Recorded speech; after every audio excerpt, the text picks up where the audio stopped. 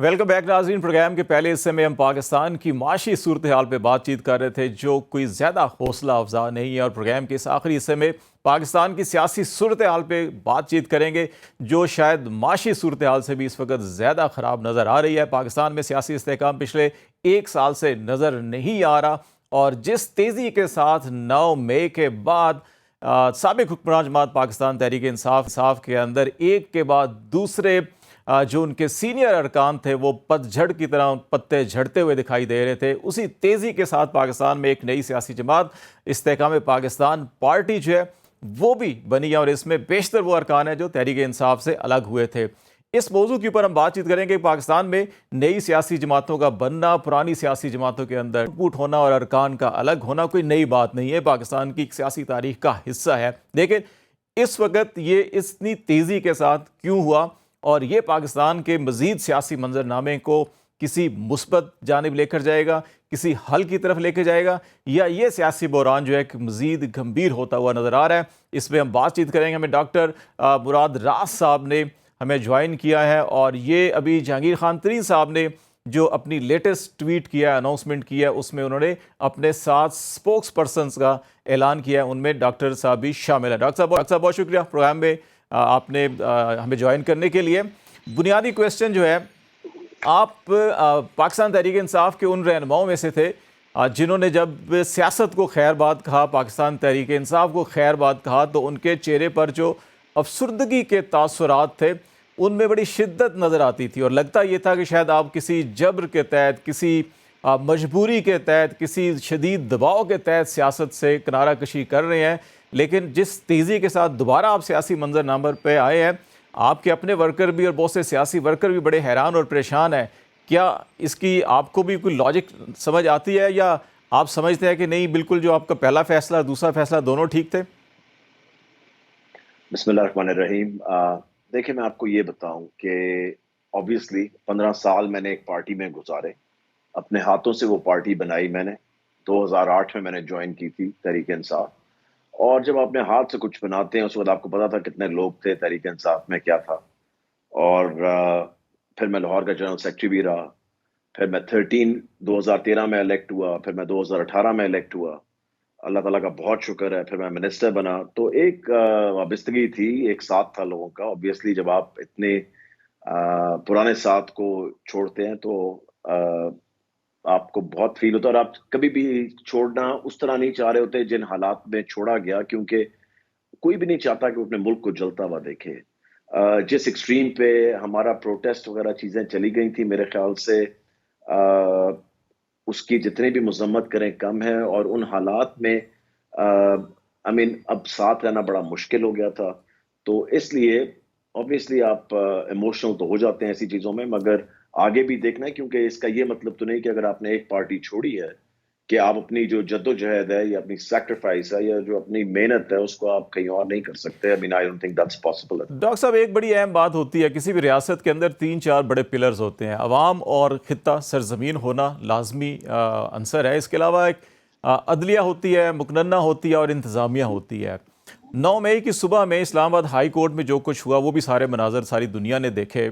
आप नहीं समझते कि जितनी शिद्दत के साथ होना चाहिए, बिल्कुल आपके अगर किसी इदारे पर अटैक होता है, जलाओ घेराव होता है, उसकी मजम्मत होनी चाहिए, कानून को हरकत में आना चाहिए, जो भी कानून के अंदर सख्त से सख्त सज़ाएँ हैं वो बिल्कुल मिलनी चाहिए, इससे इनकार कोई भी जी शऊर इंसान नहीं कर सकता। लेकिन जिस तरह से अदलिया के अंदर जो कुछ हुआ, जिस तरह से तोड़ फोड़ हुई, जो मनाजर सारे देखे गए, आप नहीं समझते कि रियासती पिलर इंसाफ और अदल के इदारों के अंदर भी अगर ये मनाजर देखने को मिलेंगे तो इससे एक रियासत का पिलर कमज़ोर होगा, और अगर अदल और इंसाफ को यूँ नुकसान पहुँचाया जाएगा तो रियासत को भी हो सकता है उस अमले पर भी इतनी ही रियासत को और हुकूमत को और सियासी जमातों को शदोमत से मजम्मत करनी चाहिए थी, और उसके मुल्ज़मान के खिलाफ भी कार्रवाई होनी चाहिए। देखिए, मैं ये समझता हूँ कि जहां पे एक चीज हो तो उसके रिएक्शन में इसका मतलब नहीं कि आप उससे बढ़ के कुछ करें। कोई भी काम जो है वो ठीक भी हो सकता है, गलत भी हो सकता है, और उसके रिएक्शन में अगर उससे बढ़ के कोई चीज की जाए और उसको ज्यादा मैग्नीफाई किया जाए उस रिएक्शन को, मेरे ख्याल से दोनों चीजें सही तरीके से भी हो सकती थी और गलत तरीके से भी हुई। सो इसलिए उस वक्त स्पर ऑफ द मोमेंट आप कभी भी नहीं कह सकते कि ये ठीक था, ये गलत था। ہمیں پتہ ہے جو اس کا ریاکشن آیا وہ کتنا غلط تھا اور کس طرح آیا اور کس ایکسٹریم پہ بات چلی گئی. مگر میں آپ کو یہ بتاؤں کہ وہ جو ہوا، ہمارا ملک کیا ہے، کون اپنے ملک کو جلتا ہوا دیکھنا چاہتا ہے at the end of the day? I mean کون چاہتا ہے کہ آپ دیکھیں کہ آپ کے جو جگہ ہیں، جو ضروری جگہ ہیں یا غیر ضروری جگہ بھی ہیں، آپ کی ملک کی جگہ، ہمارا ملک ہے، ہم نے اس میں رہنا ہے، ہم نے اس کا خیال کرنا ہے، ان کو جلایا جائے، ان کو توڑا جائے، ان کو جو حالت کی جائے، اور اس طرح تو اس پالیٹکس میں نہ پہلے کبھی یقین رکھتا تھا نہ میں اب رکھتا ہوں. اور جن لوگوں نے چھوڑی ہے وہ اسی وجہ سے چھوڑی ہے، کیونکہ میں آپ کو یہ بتا دوں at the end of the day 15 سال ہم نے پالیٹکس کی ہے، اور اس میں سے 12 سال میں نے سڑک پہ گزارے ہیں. آئی مین 12 سال ہم نے احتجاج کیا ہے، مگر جس لیول پہ اب بات آ گئی تھی اور جس سٹیج پہ آ گئی تھی that was in acceptable.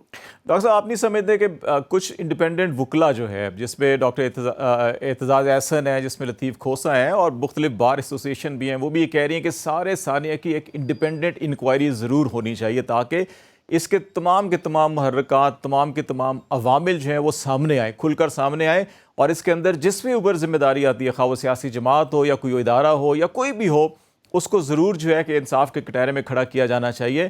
Us independent inquiry کے بغیر آپ سمجھتے ہیں کہ جو اس وقت تک کارروائی ہو رہی ہے یا خاص طور کے اوپر صرف ایک جماعت کو ہی نشانہ بنایا جا رہا ہے وہ درست ہے، یا آپ سمجھتے ہیں کہ انڈیپینڈنٹ انکوائری ہو جائے تو اس سے زیادہ ٹرانسپیرنسی آ جائے گی، زیادہ شفافیت ہوگی؟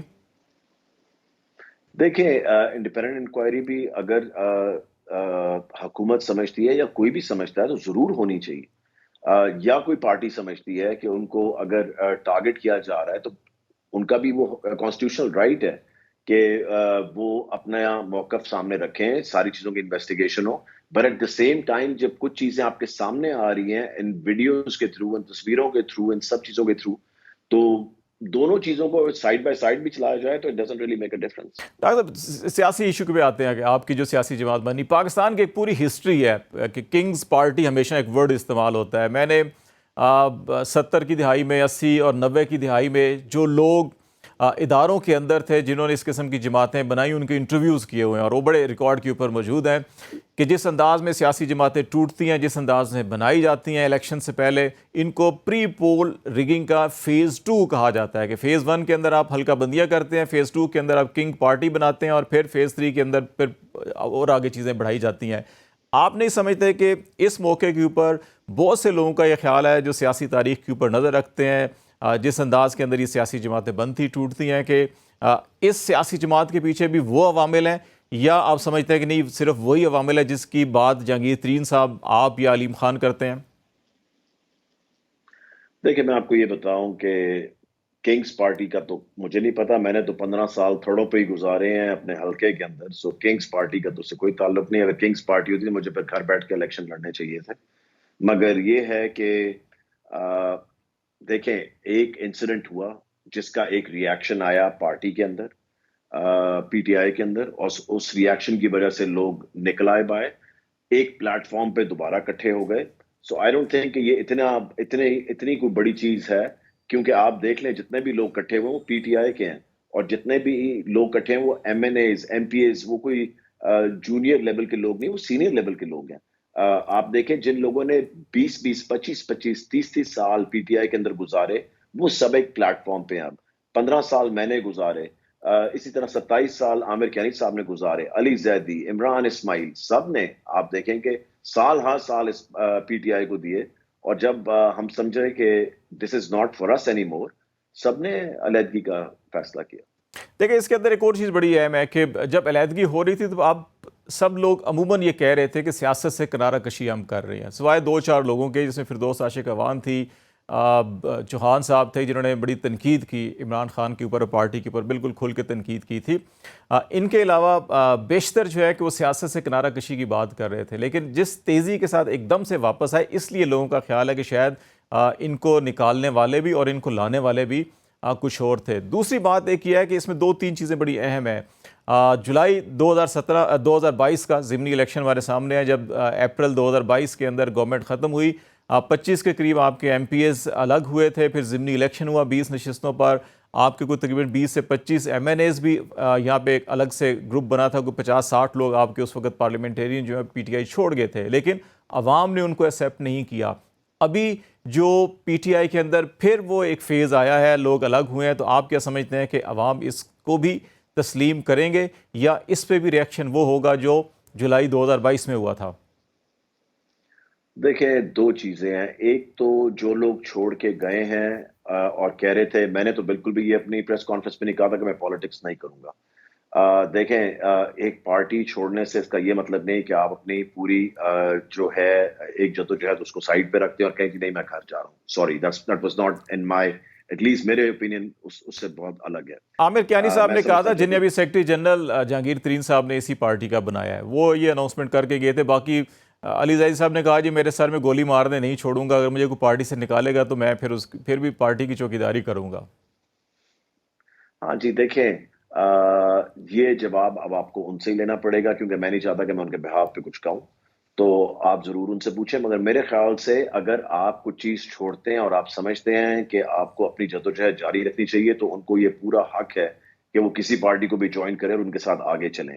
دوسری چیز جو آپ نے الیکشنز والی کی، وہ یہ ہے کہ دیکھیں، اس وقت جب لوگوں نے چھوڑا سرکمسٹانسز اور تھے، اس وقت جب لوگوں نے چھوڑا سرکمسٹانسز اور ہیں۔ سو اس لیے دونوں میں بہت زیادہ فرق ہے۔ بٹ دا تھنگ از کہ at the end of the day elections کل نہیں آ رہے، نہ پرسوں آ رہے ہیں۔ جب بھی الیکشنز آئیں گے، ابھی ہم نے پارٹی بنائی ہے، اس کو ہم راجہ نے کام ریاض شروع کہتے ہیں کر دیا اکتوبر ہے۔ میں بھی نہیں ہوں گے، آپ کا کیا خیال ہے، اکتوبر میں الیکشن ہوں گے نہیں ہوں گے؟ دیکھیں، جو انفارمیشن میرے پاس آ رہی ہے، میں نے تو یہی سنا ہے کہ اکتوبر یا نومبر میں الیکشنز ہیں انشاءاللہ تعالیٰ۔ Thank you very much. Doctor Murad Raz ہمارے سے بات چیت کر رہے تھے، استحکام پاکستان پارٹی کے ترجمان بن چکے ہیں باقاعدہ طور کے اوپر، اور آج ہم نے ناظرین بات چیت کی پاکستان کی معاشی اور سیاسی صورتحال کے حوالے سے۔ آج تک کے لیے اتنا ہی، کل ہم ایک نئے موضوع کے ساتھ آپ کے ساتھ دوبارہ حاضر ہوں گے، اس وقت تک کے لیے اجازت دیجیے، اللہ حافظ۔